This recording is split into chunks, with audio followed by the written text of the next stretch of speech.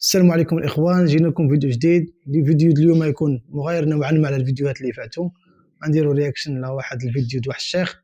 الفكره جات لي البارح ملي كنا جالسين انا والصديق في الحومه كنتعاودوا نتناقشوا. جات الفكره طغانا لنا على حساب التبرع بالاعضاء، واش حلال او حرام. جينا في الديوجي في الهضره، دخلنا شفنا الفيديوهات في يوتيوب، طلع لي الفكره قلت علاش لي ما نديرش فيديو. خليكم مع الفيديو نعلقوا عليه. هو يسأل عن التبرع بالأعضاء، التبرع بالأعضاء سواء في الحياة أو الموت. قبل أن نناقش هذه القضية دعنا نناقش قضية أخرى. ما حكم لو قتل الإنسان نفسه اللي يسمونه الانتحار؟ النبي صلى الله عليه وسلم يقول: من تحسى سما فسمه في يده يتحساه في نار جهنم خالدا مخلدا فيها أبدا. طيب الشيخ قبل ما يدخل في الموضوع ديال التبرع بالاعضاء بعد الموت واش حلال او حرام، غضربنا مثال بالانتحار. غيوصف ديك التبرع بالاعضاء بالانتحار، ماشي غيوصفوا لنا، ما ضربنا مثال به. لو قال هذا القائل، قال: يا أخي حياتي أنا سأنهيها كيفي، تناشبوني على حياتي، هذه حياتي ملكي. يقول: ومن وجأ بطنه بحديدة فحديدته في يده يجأ بها بطنه في نار جهنم خالدا مخلدا فيها أبدا. ومن تردى من جبل فهو يتردى في نار جهنم يوم القيامة خالدا مخلدا فيها أبدا. ماذا يعني هذا؟ يعني أن الإنسان كما قال الله تبارك: ومن يقتل مؤمنا متعمدا فجزاؤه جهنم خالدا فيها وغضب الله عليه ولعنه وأعد له عذابا عظيما. كما أنه لا يجوز له أن يقتل غيره، كذلك لا يجوز له أن يقتل نفسه. إذن إيذاء الغير محرم وإيذاء النفس أيضا محرم. فإذا الإنسان لا يملك نفسه حتى يقول هذا. هنا الشيخ كيقول لك باللي أن حنا ماشي دراسنا. مثلا تقول هاد اليد ماشي ديالك، انت ماشي ملك راسك. الإنسان لا يملك نفسه، عكس ديك الناس اللي كيقولوا حنا حرين نديروا اللي بغينا. هذوك ابار دابا، هذوك بوحدهم. حنا كنهضروا دابا على انسان الواعي واللي كيعرف شنو كيقول لك مثلا إن كنتي غتبرع بشي حاجه لشي واحد، هذيك ماشي ديالك. هذيك ربي عطى لك نعمه باش تعيش بها، ماشي ديالك. هذيك ماشي انت كتملكها، ما كتوردش. نكملوا الفيديو. هذه نفسي سأقتلها،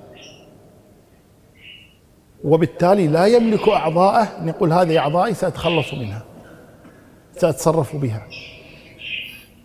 لا أحتاج إلى عيني، لا أحتاج إلى أنفي، لا أحتاج إلى لساني، لا أحتاج إلى كليتي، لا أحتاج إلى كذا. فيتصرف بها، لا يملكها.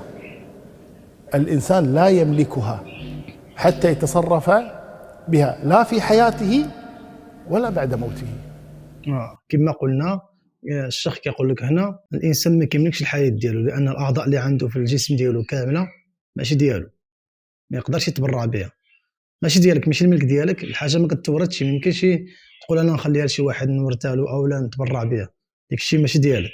وكما كنعرفوا دابا المقوله الشهيره، الناس ملي كتبقى تهضر معاهم كيقول لك اختلاف العلماء. كاين اختلاف ديال العلماء. حنا غنحاولوا نبحثوا على شي فيديو اخر نشوف واش فيه شي اختلاف على هذا الشيخ ونرجعوا لكم. هنا جبرنا واحد الفيديو ديال الشيخ المغربي اللي هو عبد الله النهاري كيناقش السؤال ديال واش التبرع بالاعضاء حرام او حلال. نشوفوا شنو يقول ونعلقوا عليه.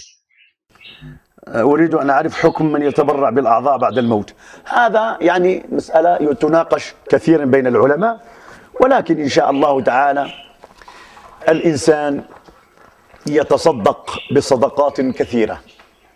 من جملة هذه الصدقات التي يكون لها الأجر العظيم هي التي تكون سببا في إنقاذ الأنفس. قال الله تعالى: ومن أحياها فكأنما أحيا الناس جميعا.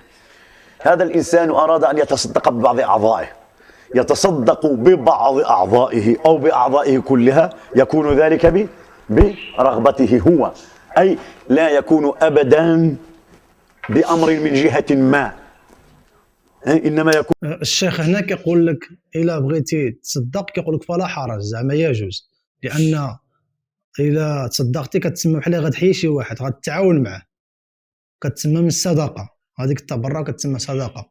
نكمل الفيديو ونشوفوا شنو كاين. يكون برضاه ويكون إن شاء الله تبارك وتعالى فوقاش بعد الموت.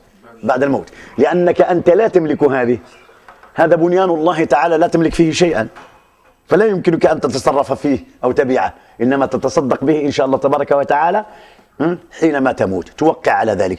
وهذا يقول به كثير من العلماء، يقول بهذا الأمر إن شاء الله تبارك وتعالى.